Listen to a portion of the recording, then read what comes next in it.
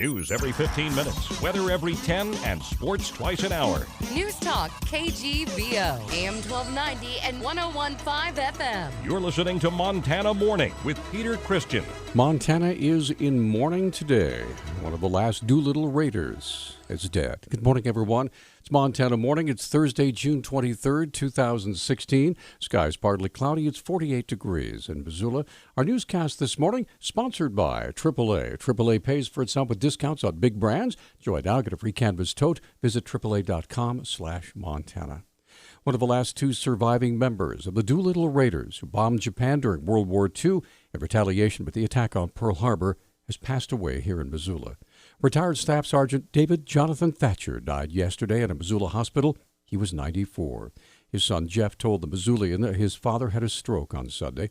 Thatcher's death leaves retired Lieutenant Colonel Richard Dick Cole of Comfort, Texas, as the only living airman among 80 who took off from an aircraft carrier for a 16-plane bombing mission that targeted military and industrial sites in Japan on April 18, 1942. Thatcher was engineer-gunner aboard the plane, nicknamed the Rupture Duck, whose crew crash-landed, and the invasion of Japanese troops in China was depicted in the movie 30 Seconds Over Tokyo. 18-year-old Justin Weeder was charged in Missoula Justice Court yesterday with felony sexual intercourse without consent.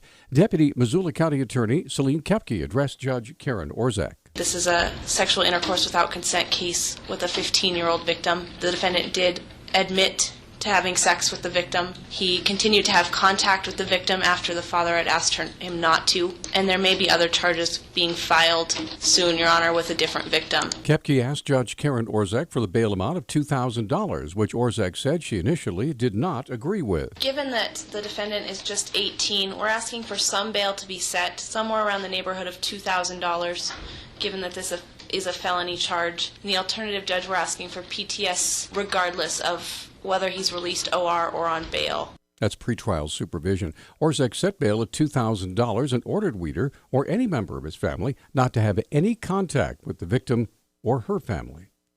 A woman who says she strangled her boyfriend inside their car in Billings because he told her he wanted to die has been sentenced to 60 years in prison. The Billings Gazette reports Lindsay April Haugen was sentenced yesterday in the death of 25-year-old Robert Glenn Mast. Haugen previously pleaded guilty to deliberate homicide. Investigators say Haugen told them she and Mast were traveling from Olympia, Washington to North Dakota when they stopped in Billings September 15th. She said Mast told her he wanted to die and said she'd always wanted to try killing someone. She told officers she put her arm around his neck and held his mouth and nose shut. Haugen apologized to the victim's family in court and said she deserved her sentence. Testimony continued yesterday before the Human Rights Commission in the case of Josh Clark versus T.J. McDermott for political discrimination. Clark's attorney, Quentin Rhodes, asked him about his demotion to patrol by Sheriff T.J. McDermott. He demoted that person, me, to the lowest possible level. That's an example. That speaks volumes. That screams to people, don't cross him.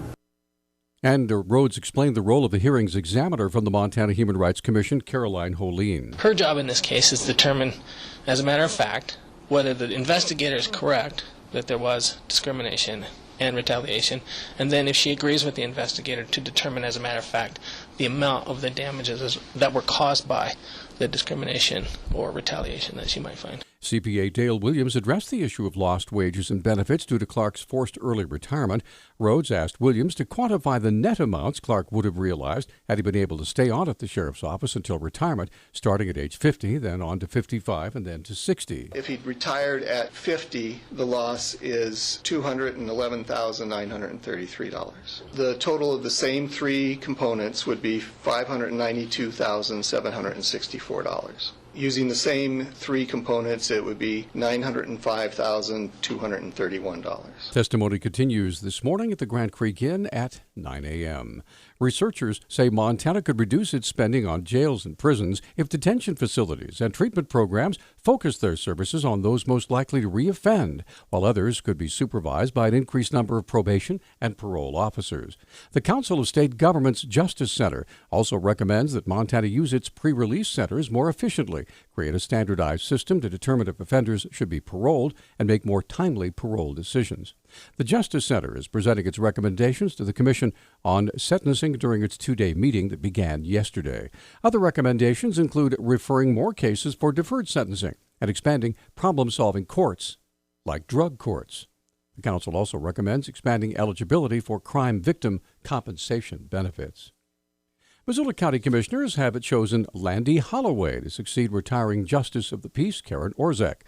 Commissioner Gene Curtis said the process of choosing the interim Justice of the Peace was an interesting one. It was interesting to do the interviews because all the people just brought different perspectives, different experience, and a different approach to it. It was a diverse group of people, which is why the Justice of the Peace is called the People's Court, because you don't have to be an attorney. It's more figuring out how do you help people get their life back together.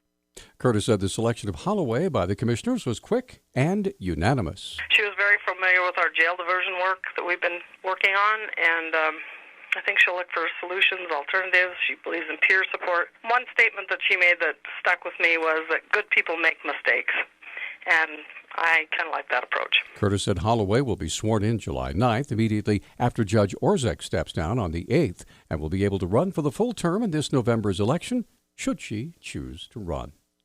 The Obama administration is announcing $48 million in grants to help farmers and ranchers in the West conserve water and energy amid drought and climate change.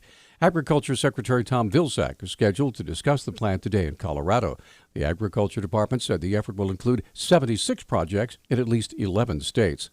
The department says the program will include improving irrigation systems. The grants will come from both the Agriculture and the Interior departments. The Missoula nonprofit organization Animeals is struggling to survive and is desperately trying to raise $60,000 before the bill comes due at the end of this month. The Pet Shelter's founder, Karen Molson, is calling on the community to help keep Animeals open. It says she has done everything she can possibly do to keep the shelter going. Donations are down substantially, and it's hit us really hard. You know, we have restructured, we've cut staff. We're down to bare bones right now. I sold my car. I depleted my retirement account.